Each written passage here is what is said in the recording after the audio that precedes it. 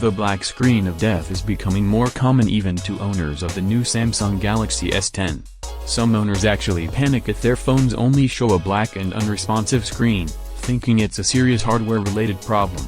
But the fact is, that it's often just a minor firmware issue that you can fix by performing a simple troubleshooting procedure or two.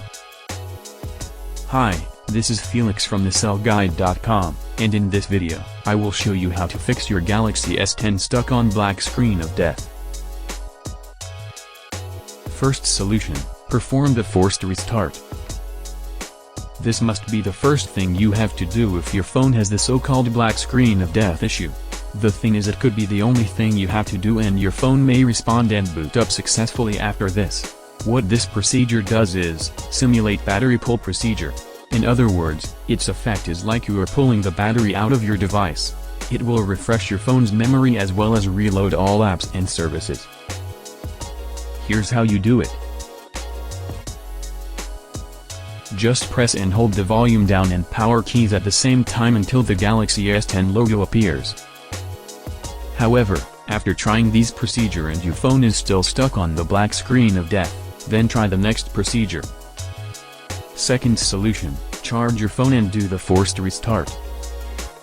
Basically, having a drained battery isn't really a problem because most of the time the phone responds when connected to its charger. But there are times when the firmware would crash as the battery nears 0%, and it's because some services and hardware components aren't properly shut down. As a result, you'd be dealing with a couple of minor issues that both result to the black screen of death. Here's what you need to do. Plug the charger to a working wall outlet. Connect your phone to its charger using the original cable. Regardless whether the phone shows the charging symbol or not, leave the phone connected to the charger for at least 10 minutes. While the phone is still connected to the charger, press and hold the volume down button and the power key for 10 seconds or more.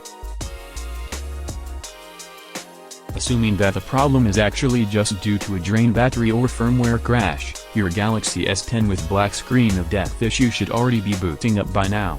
However, if it continues to have the black and unresponsive screen, then it's more than just a firmware issue. This is the perfect time to bring your phone back to the store or shop so that a technician can check it up for you.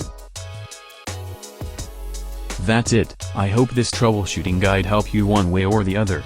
Please subscribe to our channel and enable notifications so you can stay up to date with the Cell Guide. Thanks for watching.